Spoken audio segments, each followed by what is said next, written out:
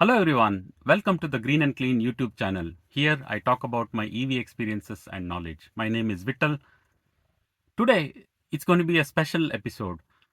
I'm going to release this episode after releasing just two episodes in my regular series. So that's why I want to call it as a special episode because I didn't plan for this episode. I had a order in which I was going through the various topics about EV, but this is a special episode, and the reason why I'm doing it is number one, I want to thank everyone who's engaged in this topic and sending me personal messages about various things about EV.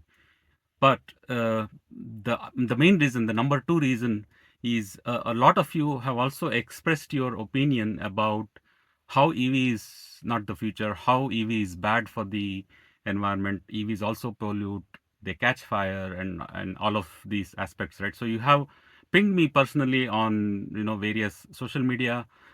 Some are also mentioned in the comments to these episodes that I'm broadcasting. So I have to make this special episode just to clarify certain things.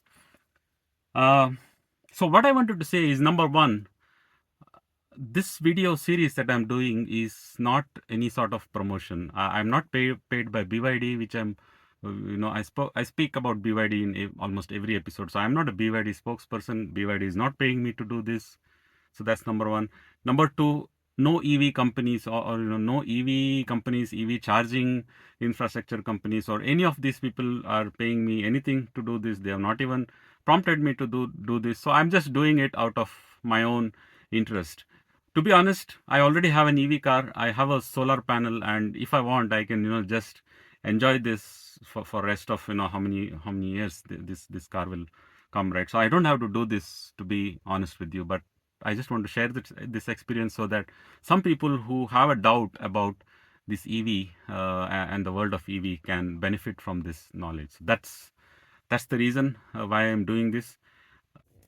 I'm not invested in EV shares and EV companies so that I depend on EV adoption in the future, right? So that's also a fact. I had covered a few topics, and there are few topics in the lineup, and it takes some time to prepare these episodes, right? So every episode roughly takes about a week, given that I also have a day job and I have to do this in my spare time. So it takes some time. So it is going to take a while. Maybe after 8 or 10 episodes, I'm going to cover all the aspects that you friends have pinged me about, right? I can't possibly have a one-on-one conversation on WhatsApp chat and other mediums where I can deal with each one of you. I don't have that much of time. I'm really sorry about that.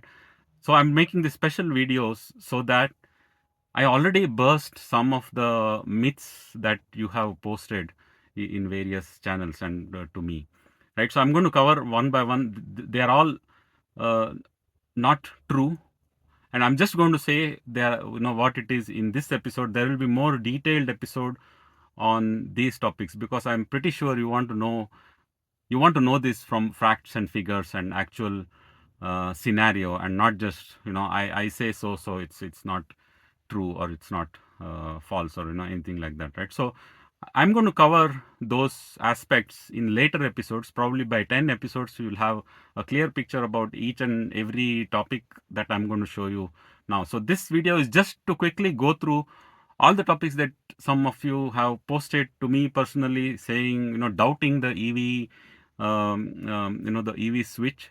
So I'm just quickly going to cover it and tell one or two sentences about each of these aspects. So let's get started. EVs pollute. They pollute more than ICE cars. EVs pollute is true, but they pollute more than ICE car is false. There is no charging infrastructure, can't do long trips. Again, mostly false because there is already infrastructure available and people are doing long trips. Batteries don't last long. How do we replace it after warranty? Well, batteries do last long and often much longer than the warranty. 51% of Indian EV car owners want to switch back to ICE cars. Well, I'm a part of at least a half a dozen WhatsApp groups spanning across 700 EV users, and nobody, literally nobody, wants to go back to ICE cars. So I want to see who are these 51% people. And wherever you see such posts, just look at the comments of such posts and you will know the true scenario. EVs catch fire. Yes, they do catch fire, but the percentage is 0.0025. That's how less it is. And petrol and hybrid cars catch fire 4 to 10 times more than this. So that's the reality. Electricity grid will collapse if EV adoption catches up. Well, it surely will collapse if 1 million EVs were to come tomorrow on roads and start charging all of a sudden. But it's not going to happen like that. The adoption will be slow and the electricity will be planned. China and Norway are already 80% EV, and electricity grid is just working fine there. Electricity production uses coal and it causes pollution. True, very true. But the amount of pollution per kilometer by EV is much, much lesser than a petrol car. Diesel generator is used at charging station. Ha ha ha ha. Well, it is used because there are power cuts and it is used only when there is power cut. Well, even if there is no power cut and if a charging station were to deliver power to diesel generator, then even then EVs are more efficient than the diesel cars. Electric toothbrush disposal unit caught fire in France. Think about EV battery disposal. Well, EV battery disposal and electric toothbrush battery disposal are not the same. Thank you for watching, and I will be covering all of these points in much more detail in the coming episodes. Thank you.